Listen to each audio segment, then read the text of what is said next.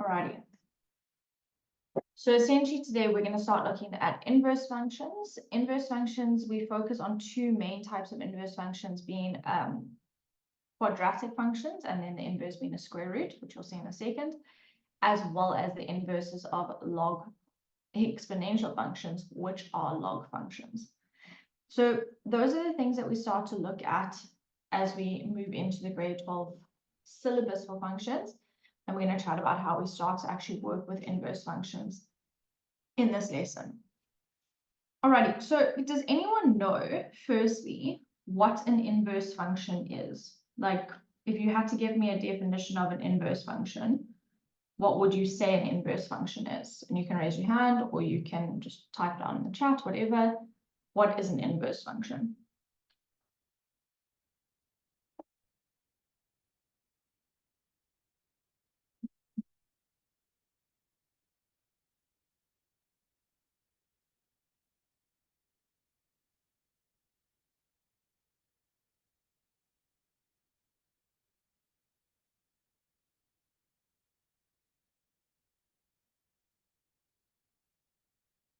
Anyone? What is an inverse function?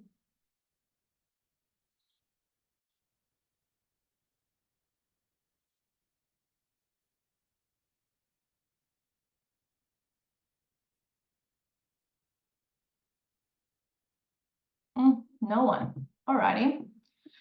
Well, an inverse function basically is the reflection of a function or of a graph about the line y equals x.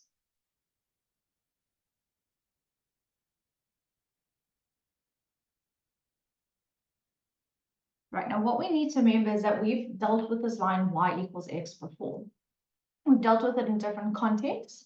So for example, we've seen this line when we looked at our hyperbola or our hyperbolic graph. It's one of the lines of symmetry of a hyperbola that hasn't shifted up or down or left or right. And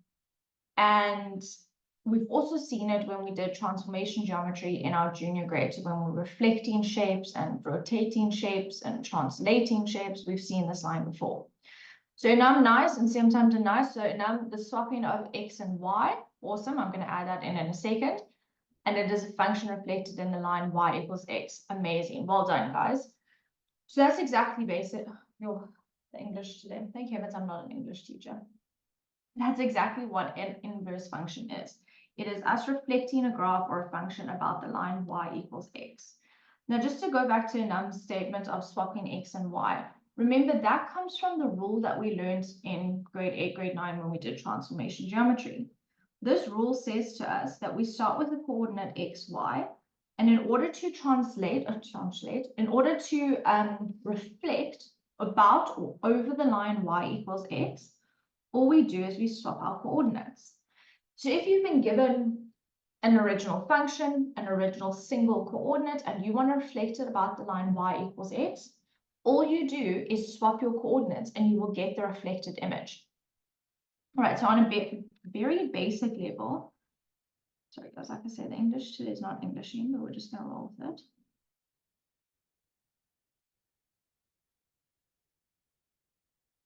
If we say, for example, had the coordinates 3, 1. Okay, just a random coordinate 3, 1. The line y equals x is essentially this straight diagonal line where the x coordinate is the same as the y coordinate. And if we now want to flip or reflect or create the mirror image of this point 3, 1 over that purple dotted line, all we do is we swap the coordinates. So now we're plotting a coordinate at 1, 3. This is following the rule I've just stated, and what you can see is that you've got this mirror image over that purple dotted line. And that is essentially what we're going to start looking at when we start looking at inverse functions. Taking a graph, taking a function, and reflecting over this line. All right, so this is all based on stuff we have actually done before. Technically, the theory of the knowledge that we have here, nothing is new. You've been doing reflections since grade 8, since grade 9. We have spoken about reflections over lines in terms of algebraic graphs before. So nothing is new here. We're just applying knowledge we already have to now look at specifically inverse functions. All right, so we spoke on Wednesday about the different types of functions that you can get, and that's what I was saying earlier to you guys. In terms of the different types of functions you can get, we know that we can get a one-to-one function and we can get a many-to-one function. This depends on how many corresponding inputs give the same output. So for example, one input, one output, one-to-one function. Two outputs, same input, many-to-one functions. That would be something like a parabola or a cubic graph. But we're going to start by looking at one-to-one functions just because they're slightly easier to deal with and slightly easier to work with. But we are going to focus mainly on many-to-one functions. All right, so if we have a look at this graph that I've been given here, f of x is equal to 2x minus 4. What we want to do is we want to sketch the inverse and the original. So it's easier for us, it's easy enough for us to go and sketch this original function. We've been drawing straight lines pretty much since grade 9, so we know how to sketch this function. We know that this negative 4 is the y-intercept, because remember y equals mx plus c, c is your y-intercept. And it's very easy to go work out the x-intercept. Remember your x-intercept, we are going to make y equals 0. What's going on here? So 0 equals 2x minus 4. So 2x equals 4.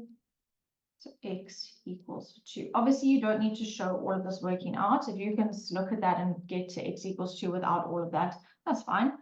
But now we've got our y-intercept and our x-intercept, and we can draw our line. It's not a great line, but I'm going to make it better now. Okay. So we have sketched the function that we wanted, that line with f. And now what we want to do is we want to sketch the inverse. Okay, now guys, there's lots of different ways to sketch the inverse. It's really up to you. One of the first ways that you can do it is you can quite literally just reflect about the line y equals x. So y equals x is basically every time your x coordinate is 1, your y coordinate is 1. X is 2, y is 2. X is 3, y is 3, and so on. So this yellow dotted line that I'm drawing here is the line y equals x. It's not the most beautiful line I've ever drawn in the world, but that is the line y equals x. So what we want to do is we want to reflect our pink line about that dotted line. Okay, now, in order for us to do that, as I've already said, we've got a rule that allows us to do this. We just swap the x and the y coordinates. So this original x coordinate for my x-intercept was at 2, 0. I'm now going to swap the 2 and the 0 and plot a point at 0, 2. The original y-intercept of my, or the y-intercept of my original graph was at 0, negative 4. To get my inverse, I'm now going to swap those two and plot it negative 4, 0. Right, and then we can just draw our line. Let me try to do it better than when I did the last one. Oh, it didn't get any better. Okay, I'll try and make it better.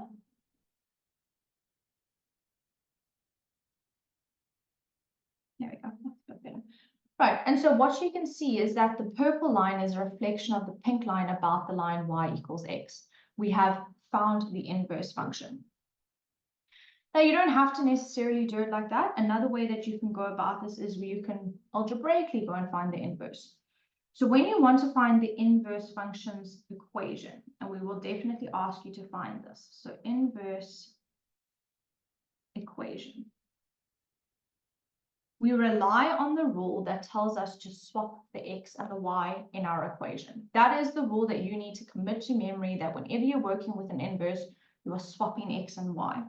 So my original function, remember, was f of x is equal to 2x minus 4. F of x is just a fancy way of saying y. So essentially, you've got y is equal to 2x minus 4.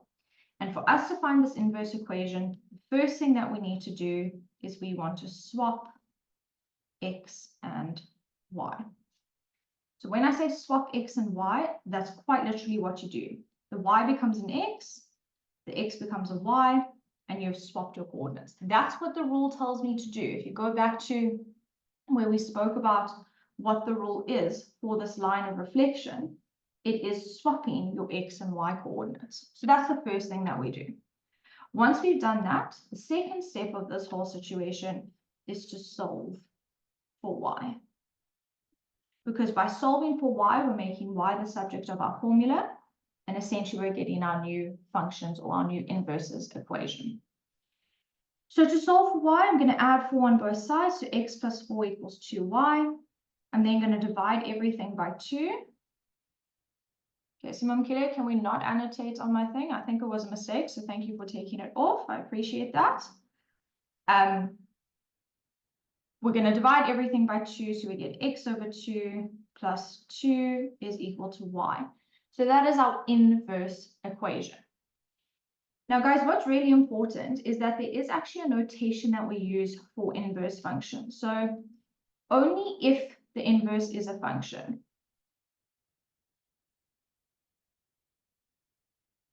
can we use the notation f to the negative 1 of x. Okay, that negative 1 means inverse. If you think back to trig, and you looked at cot, cosec, and sec, those were inverse ratios of sine, cos, and tan, and we use a negative 1 to talk about inverses. All right, so that f to the negative 1 of x, we can use that as our notation to represent the inverse, but we can only do that if the inverse is a function. Okay, if the inverse is not a function, we cannot use this notation, and we'll chat about that when we get to our many to one functions. But what I can now say is that f to the negative 1x, so the inverse of f is equal to x over 2 plus 2. If you said a half x, that's also fine. It's the same thing. All right, so when we are looking for our inverse functions, we can just swap the coordinates in order to plot them. But what's really important is that when we're finding the equation, we swap the x and the y, and then we solve for y. That's how you'll find the inverse of any function. Swap x and y, solve for y, you will be able to get the inverse equation. All right, so, excuse me, when plotting, swap your coordinates, done, done. Inverse equation, swap x and y, and solve for y. Now, another thing that I want you guys to notice, and this is going to be true of our inverse functions as we move along, is that, maybe if it wants to work, is that your coordinates swap. And what that means is that your original x-intercept is now your y-intercept. Your original y-intercept is now your x-intercept. They swap their relationship because we're looking at the inverse. So I'm going to write that down. So the x-intercept is the inverses y-intercept and vice versa. I don't actually know if that's how you spell vice versa. You know what I mean. If you know it's different, then please correct me. But essentially what you need to realize is that whatever your original x-intercept was, it becomes the inverse as y. Whatever the original y-intercept was, it becomes the inverse as x. And you're going to see this pattern as we move along throughout our inverse functions. All right, so take a screenshot of that, and then I'm going to move on to another example.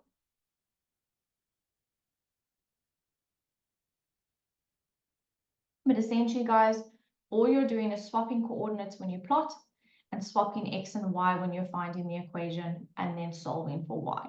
That's it.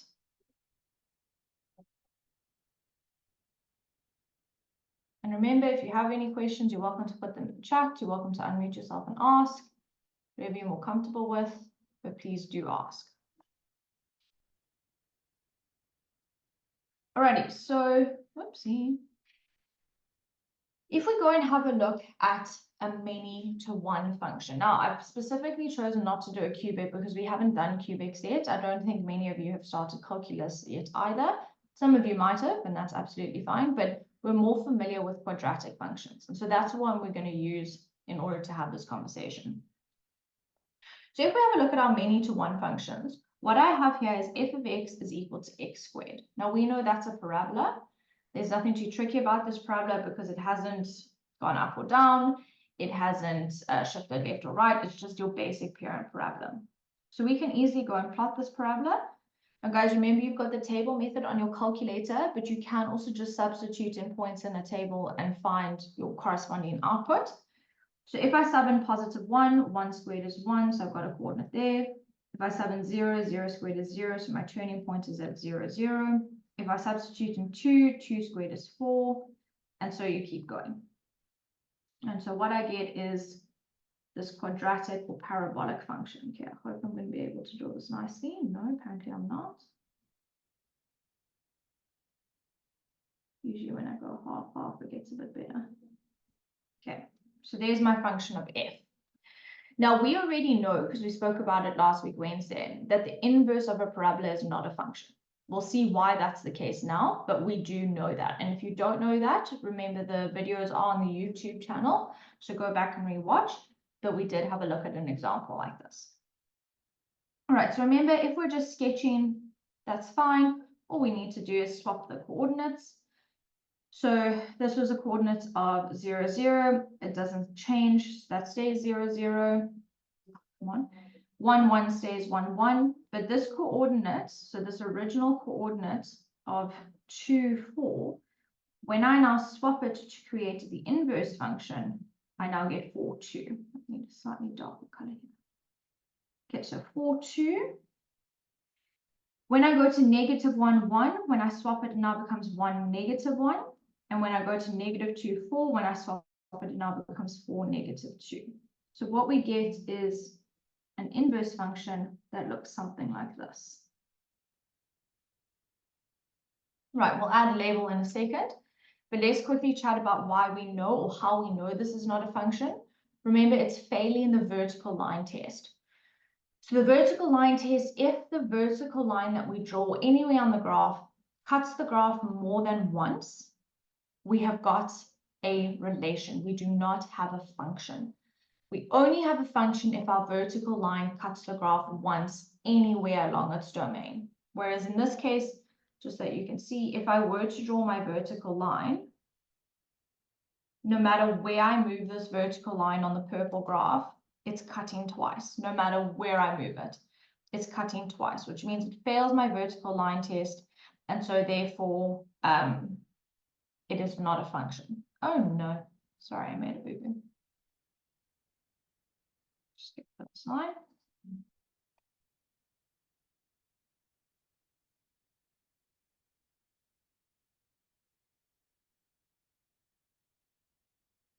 Now, what we need to be mindful of, and we're going to chat about this as we go along, there is a way for us to make it a function. So we can actually make the inverse a function, but that's going to require us to do some stuff, which we're going to get to and we're going to chat about.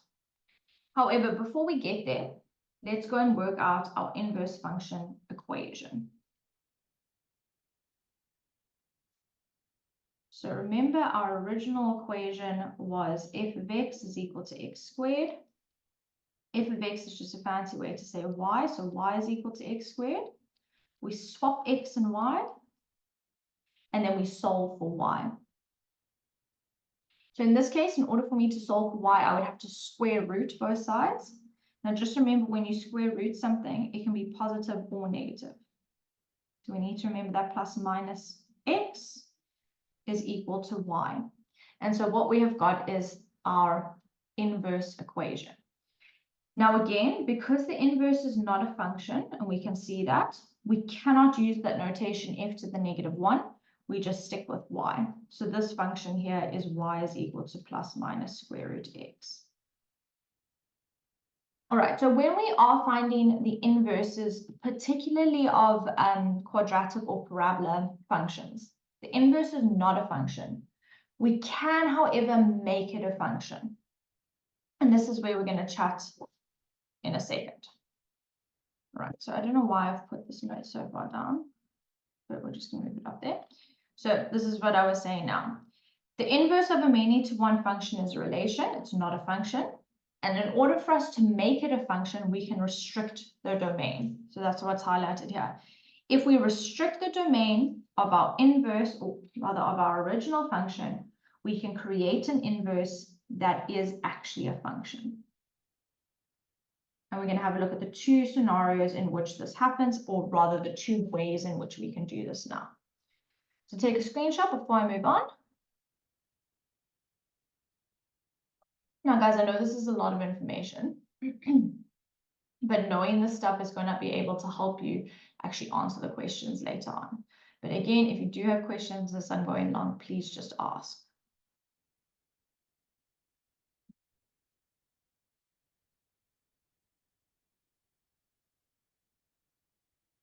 Okay. So I'm going to scroll now. So like I said, we've got two scenarios that we can restrict the domain of a quadratic or of a parabolic function in order to make the inverse a function. So the first scenario is where we've got our parabolic function. So again, I'm just using the basic x squared. And we are now restricting the domain to where x is greater than or equal to 0. So this last statement over here is my restriction on the domain.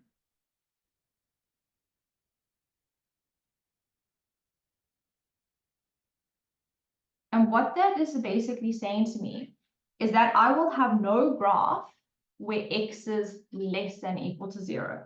So basically, I'm cutting off this whole part of my Cartesian plane because over here, x is less than 0. I'm fine with equal to 0, so I'm fine with graph on the y-axis. That's okay. But anything less than 0, I'm not going to consider.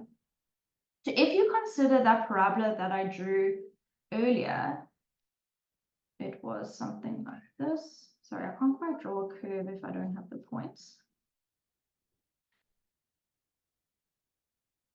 But we had that parabola that I drew earlier. What we are essentially doing is we are taking this arm on the left-hand side and we are completely ignoring it. We're getting rid of it. We are not considering it. According to my inequality, I don't care about any part of that graph that is less than 0. So I've added a restriction on my domain. That means I'm only going to consider 1/2 or one part of my parabola. So I'm only going to focus on this pink arm that I've drawn here, where the x values are greater than 0. Okay, that's it. All I'm doing is restricting the domain. But what you hopefully now see is that you've got one single arm of your parabola. And so what that means is when we now go and find the inverse of this function, the inverse is also just going to be one arm of the inverse, which is going to make it a function. So remember, we are reflecting over the line y equals x. If you want to draw in the line y equals x, obviously that's absolutely fine. You don't have to. I just quite like it because I can then see where my mirror image should be. But again, you don't have to draw in the line of reflection. And I'm now going to reflect this graph. Okay, so we have the point 0, 0, that's going to stay. We have the point 1, 1, that's going to stay because even when you swap 0, 0, it's still 0, 0. When you swap 1, 1, it's still 1, 1. When we get to that coordinate of 2, 4, I'm now swapping it to get 4, 2. And so my coordinate ends up there. And so my inverse looks something like that. If you now take a vertical line test to that inverse graph, you're going to see that it only ever cuts it once. And so this is now a function. So my inverse is a function. And I've been able to create it, or I've been able to make it a function because I have restricted the domain of my original graph. Okay, now because of this fact, I can use function notation. So this is my graph of f. Remember, we said that the inverse was y is equal to plus minus square root x. We just now need to figure out whether or not it's plus or minus square root x. If you have a look, all of your y values are positive. That blue arm never goes to negative y. So that means I can ignore that negative in front of my square root. And so the inverse, f to the negative 1 of x, is equal to square root x. So this blue graph is my inverse function.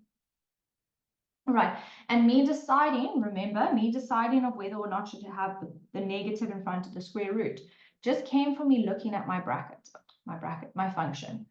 or just remembering that when you are looking at greater than 0, you're going to create an inverse function that curves up and is still having positive y values.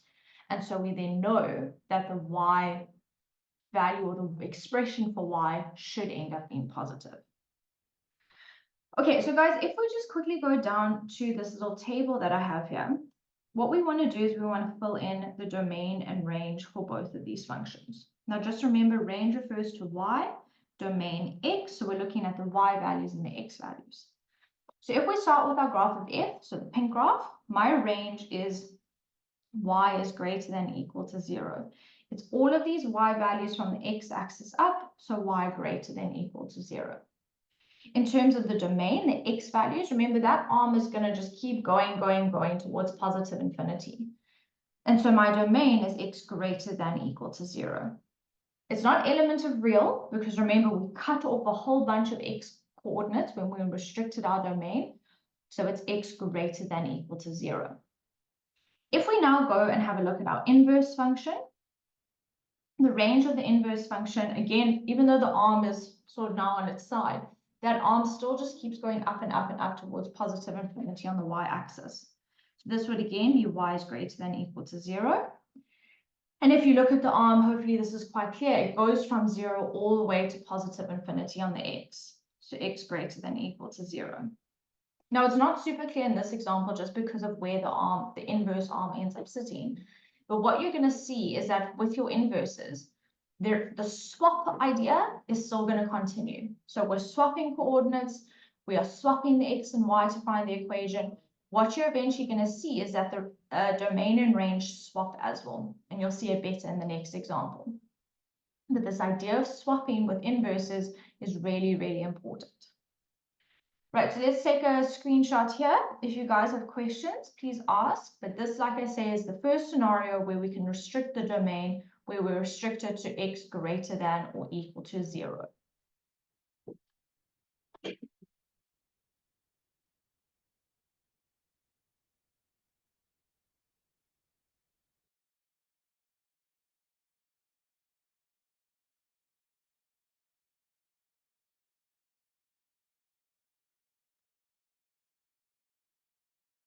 All right, so let's have a look at scenario 2. So what happens when we place another restriction on? Now, it shouldn't come as too much of a surprise. We've had a look at where x is greater than or equal to 0. We're now going to have a look at the restriction where x is less than or equal to 0. So this is the second scenario that we can have, whereby we can restrict the domain of our function. So again, that x less than or equal to 0, that is just a restriction. That's all it is, nothing to stress about there. So this is us restricting our domain.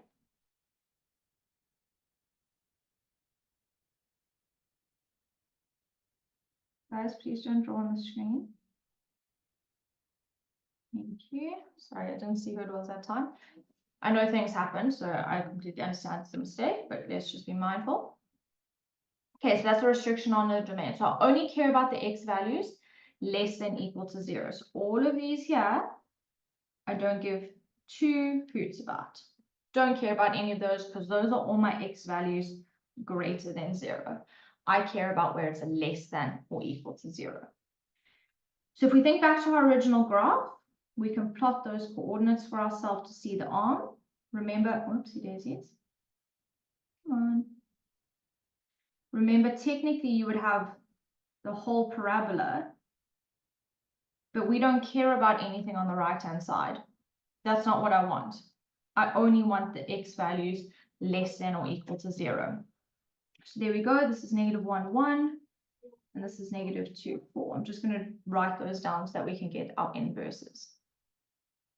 Okay. So when we're now going to have a look at our inverse function, remember, so I'm just going to take my pink lines off because we're fine with that. No issues. We've restricted the domain. We've only drawn the part of the function that I want, the less than 0. We now want to, we now want to take this graph and we want to reflect it over that line y equals x.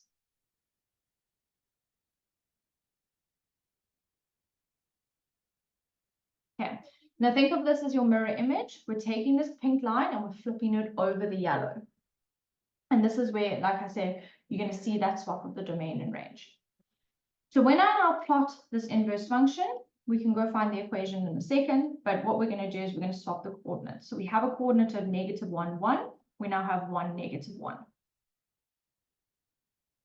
We had a coordinate of -2, 4. We now have a coordinate of 4, -2. And so by swapping our coordinates, we're able to get the inverse function. So the inverse function, oh, that was really bad. Let me try that again. The inverse function looks something like that. I feel like it didn't get any better, but you get the idea. You can see the mirror image, hopefully.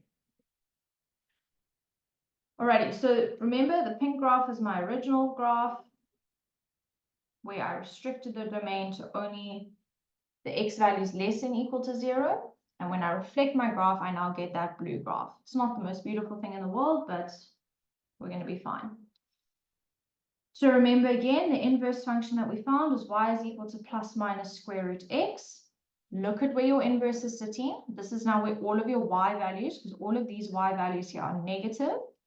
And so that means that this inverse function's equation, f to the -1x, oh, gracious me, is equal to minus the square root of x, because the y values must be negative. These are all negative y values that we have here. Right, and so we've got our inverse function, our original function, and that is all because we restricted the domain in the beginning. So they were both functions because of that restricted domain. If we now actually go and have a look at our domain and range, if I start with the original graph of f, so the pink one, the range here is y is greater than equal to 0, because it's all these positive y values from the origin. Your domain, however, is what the restriction was, x less than equal to 0. If we now go to the inverse function, its range is all the y values from the x-axis down, so y less than equal to 0, and its domain is from your y-axis to positive infinity, and so x is greater than equal to 0. Now, what I want you to notice here, and this is what I was saying will be more clear in this example, is the fact that your domain and range have swapped.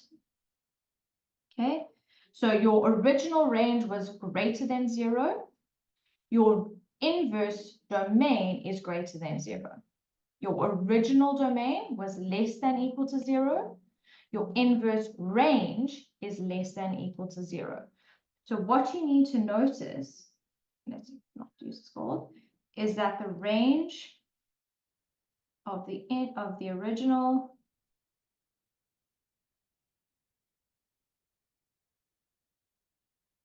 is the domain of the inverse and vice versa.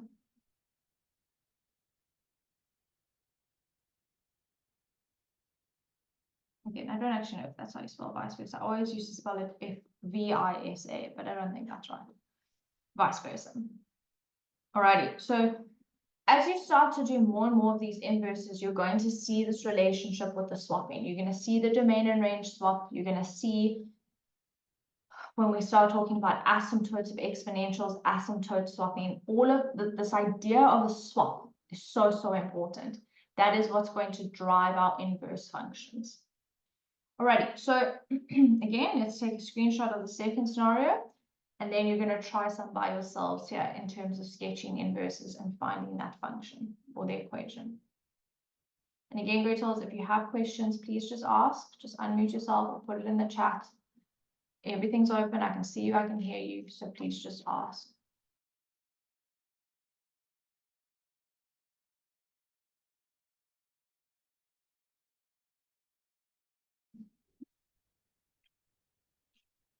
Okay, let's have a look. All right, so there's two questions. Again, you decide which one you're feeling more comfortable with. You've got the function 3x squared where x is greater than equal to 0. I want the equation of the inverse and a sketch of the graph. I don't mind what you do first. It's completely up to you. And then for question, or the slightly harder question, f of x is equal to 2x squared, where x is now less less than equal to 0, equation of the inverse, and then sketching the graph. So give it a try. Let's see what we come up with. I'm going to give you like 5 minutes to do that, and then we will check our answers. Obviously, if you've got questions while you're doing it, just ask. You can put it in the chat, but I'm here to help.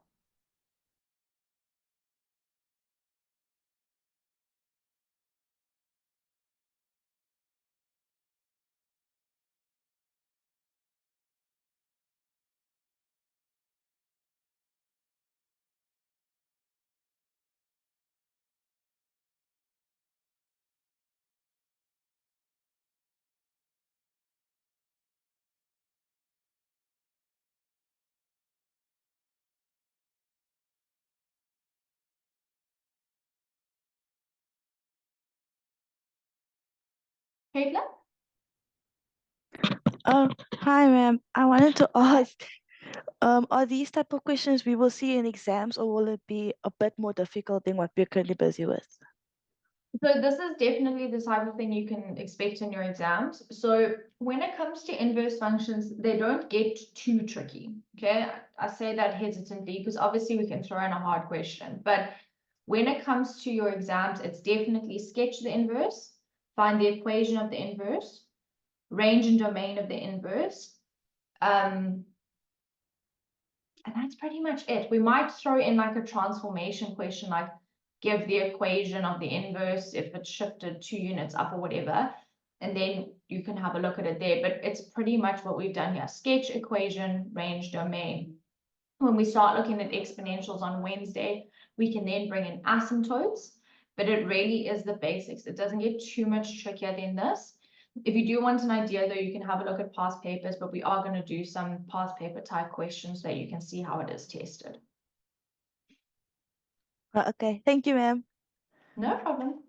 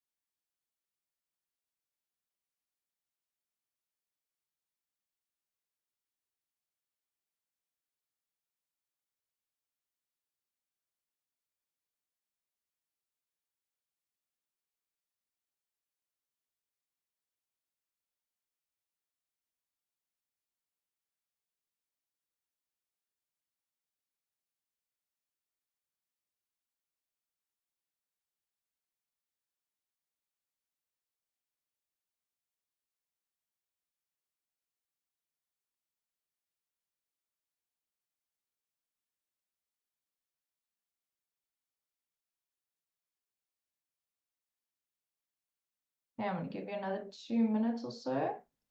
While you guys are doing that, please don't forget to do your quizzes. They're all on the classroom. I've made all of them, even the sequence and series ones, open. So if you didn't do those ones, you can go back and do them. My quizzes, so like, well, I say my quizzes, our grade 12 quizzes seem to just be hating on me at the moment. And so sometimes what happens is the settings revert themselves in terms of whether or not you have to sign in with an email and all of that stuff. You should be using your email that you signed on to Google Classroom with. But if you have a problem, just put a message on the Classroom and I will fix it. I know how to fix it. I just don't know why the issue is occurring. So I am trying to figure that out. But they should all be there. They should all be accessible. But like I say, if you've got a problem accessing it, just pop a message on the Classroom and I will sort it out.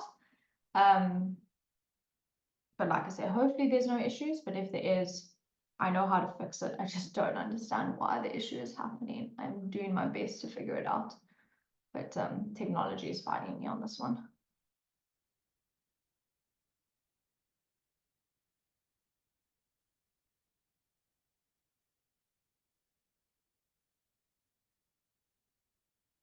I'll give you 1 more minute and then we'll have a look.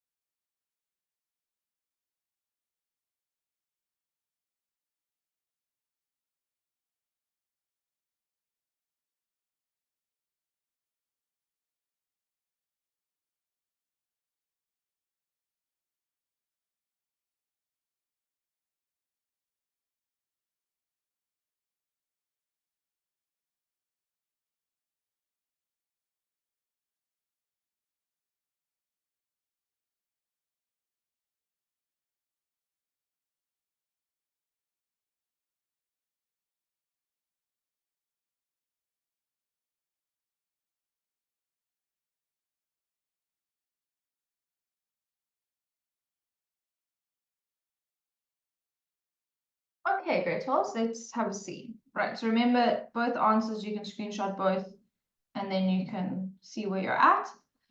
So I just did it in the order I asked it. So equation and then sketch. So the equation of my graph, remember what you do is you start off with your original and you swap the x and the y. So I've swapped x and y here. Instead of it being y equals 3x squared, it's now x equals 3y squared, and you solve for y. So that means you have to divide both sides by 3, and then you're going to have to square root both sides. Now, I did not put the plus minus in front of the square root, because as you can see, because of the restriction on the domains, because it was all x values greater than 0, I knew that my inverse was going to essentially overlap it and stay in that first quadrant. So I knew my y values had to stay positive. All right. If you didn't know that, that's fine. You can always leave your inverse equation as y is equal to plus minus square root x over 3. And then you can go and scribble out the negative if you want to. Right, more correct though would be for me to use the actual inverse notation as we have discussed. So therefore f to the negative 1 x is equal to square root x over 3. I can't tell you why I then chose to put these two into completely non-rich colors. Oh, I'm sorry.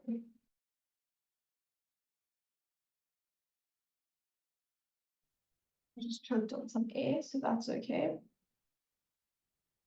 All right, so if we just fix these colors, because the way I seem to do it made absolutely no sense whatsoever.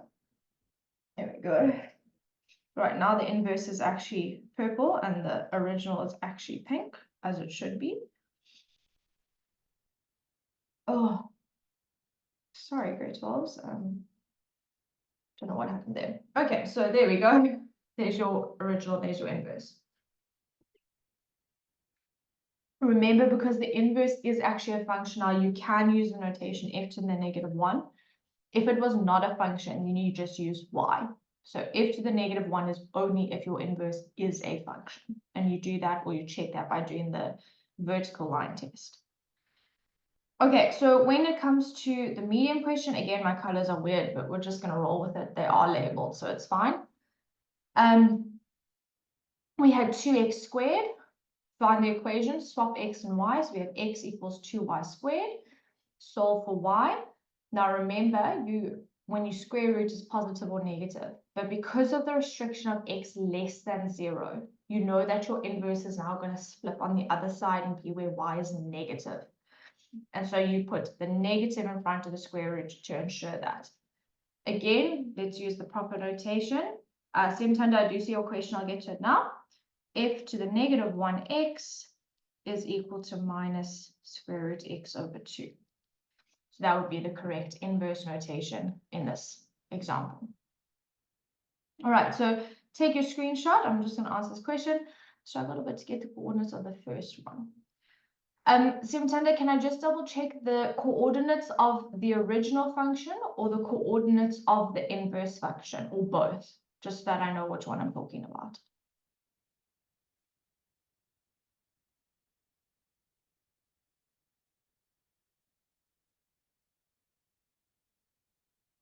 On both. Okay, cool. So in terms of the original function, honestly, what I do is sort of like the table method just in my head. So if you've got a calculator, just use the table method. But basically, I sub in points. So here's my x, here's my y, and we're talking about the original function now. So 3x squared. And I just substitute in points. So if I substitute in the coordinate 1, that would be 3 times 1 squared, which is 3. So that's why I've got the coordinate up here, 1, 3. Unfortunately, my Cartesian plane doesn't really give me much more than that, but you can keep substituting. It has to be greater than or equal to 0, so you would have to pick a number now bigger. So if I said 2, I would have 3 times 2 squared, so 2 squared is 4, times 3 would be 12. So up on 12, I would now plot my point. Because I then have these coordinates, when I now go and find the inverse, it's the opposite. So the inverse would now be at 3, 1. And the inverse would now be at 12, 2. So that's why here I've got a coordinate 3, 1. I just swap them. So I sort of do the table method. I do it in my head just because when we're sketching, we don't need to see the working out. When I say sketch a graph, I just want to see that you've sketched it and you've labeled all the important points. How you've gotten to those points, I don't care. So whether you've used a calculator, table method, whether you actually worked out the X and Y intercept, I don't really mind. I just want to see everything there. So if you need to draw up a little table for yourself and then just use substitution, that's absolutely fine. Because it was a sketch, it doesn't have to be perfect. And so that's why I'm saying it doesn't really matter that I can't plot the 212. I kind of know what the general shape should be, and so I go with it. As long as you've got one coordinate that you can then switch to get the general shape, you should be good. And because this parabola didn't shift up or down, I know it starts at the origin. So I knew it was going to start at 0, 0. Yeah, same time, honestly, it's just because I didn't have the space. I probably should have made my Cartesian plane bigger. That's entirely on me. But yes, the 212 is perfect. You probably drew a Cartesian plane much better than what I put here. Right, so guys, if when sketching graph, like honestly, when in doubt, use a table. A table will always work. You will get your coordinates. As long as you substitute in properly, you will get any function that you need. So when you need to plot a graph and you really don't know what you're doing, you don't know how to find the x-intercept or the y-intercept or whatever, just draw a table, start from -5, go up to +5, sub in those points. Obviously, if there's a restriction like this one, take that into account.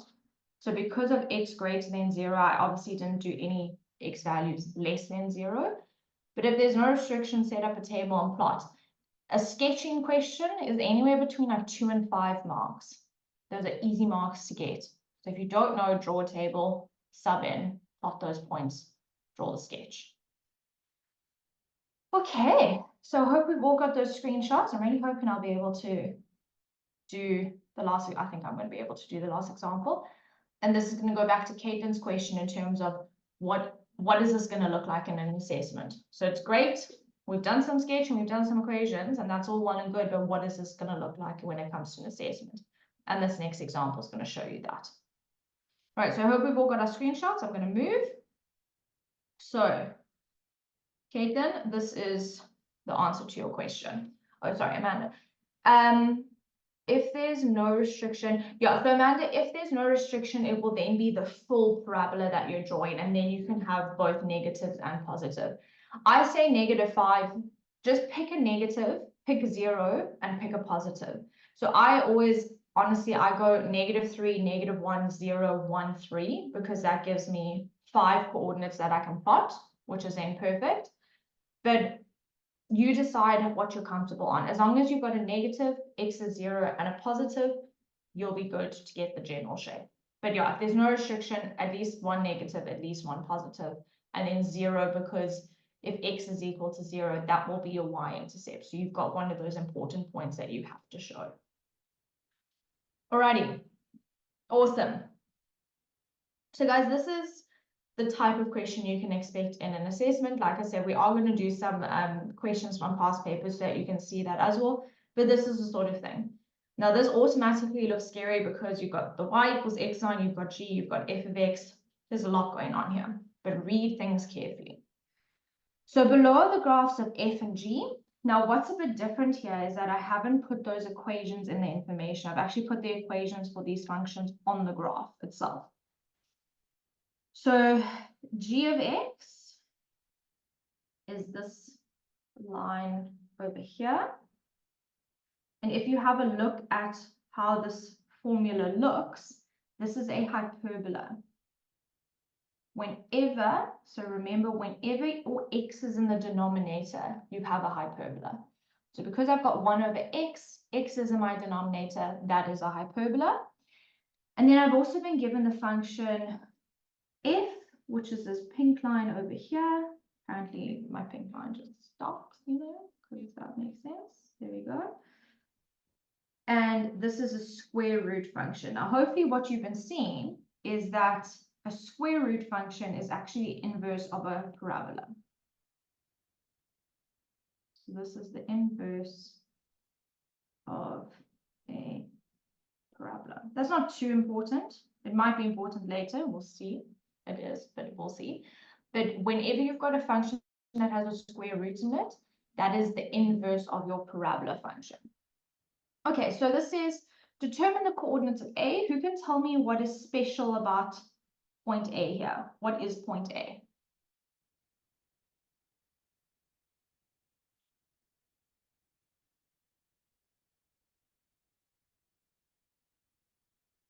Caitlin?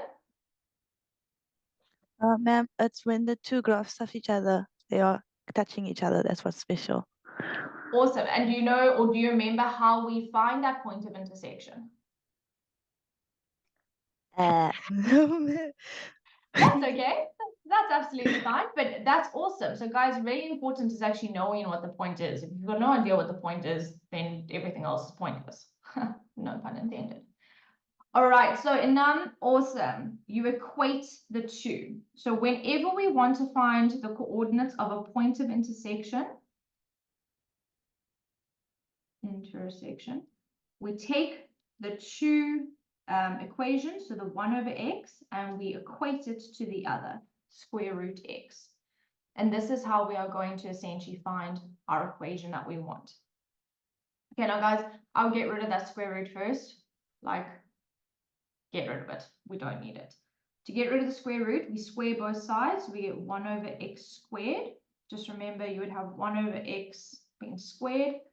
Distribute 1 squared is 1, x to the power 2 is equal to x. We want to get that x squared out of the denominator, so we times both sides by x squared, leaving me with 1 equals x cubed, because x times x squared is x cubed. And then remember, to get x cubed alone, we cube root. And so x is equal to 1. So now we know that this x coordinate is at 1. If I want to find the corresponding y coordinate, all I do is I take this x coordinate that I've just found and I substitute it back into either one of those equations. It makes no difference which one, you will get the same answer. So if we substitute it back into the 1 over x, that would be 1 over 1, which is 1. If you substitute it back into the square root x, it would be square root of 1, which is 1. So either way, you get a y value is equal to 1. And so this tells me that the coordinates of A are at 1, 1. Right, so you are relying on knowledge that you already have. This is stuff that we know from the algebraic functions that we've done previously. We know how to do points of intersection. We're now just applying it to something where there's an inverse. Alrighty. Question B says determine the equation of the inverse function of f in the form f to the negative 1 of x equals. Now, because we just took 2 seconds and looked at what we were working with, we know that f is that square root function. I wrote it here in pink. And so we know the inverse should be a parabola. So I know that when I find this inverse equation, I must have an x squared somewhere. So we've got y is equal to the square root of x. The rule is we swap x and y. So x is equal to the square root of y.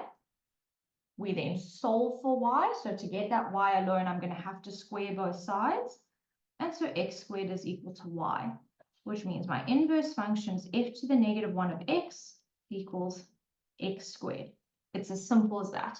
Don't overthink it. Don't overcomplicate it. Swap the x and y, solve for y. You've got your inverse equation. That's it. Alrighty. So question C says sketch the reflection of f about the line y equals x. Lots of words, but remember we said right at the start, if we reflect over this line y equals x, we are talking about the inverse. And so what they're asking you to do is to sketch that function. Now think about your, excuse me, think about your purple, that's pink, your pink graph, and you now want the inverse. So we are now going to sketch the inverse function of f to the negative 1. You are creating the mirror image of that pink. It doesn't have to be perfect because it just said sketch, but you're basically taking that pink graph f and you're flipping it over the mirror image line. And so that's how I knew how to draw my inverse, because I imagined what the mirror image would be. I don't need anything fancy. I've got my coordinates there, that's it. I've sketched the inverse. Right, and then the last one, question D, in these last probably 60 seconds, says write down the equation of P, the reflection of G about the y-axis. Right, now what we need to remember about reflecting about the y-axis is that the x value becomes negative. And so what that means is we've got the graph of g of x, which was 1 over x. The reflection, p of x, I'm now basically going to take that x and I'm going to make it negative. So it becomes 1 over negative x, which is just negative 1 over x. And that's it. So all of those reflection rules that you learned in grade 8 and grade 9 come into functions, and we need to remember them. Right, but let's take a screenshot of this. If you have any questions for me,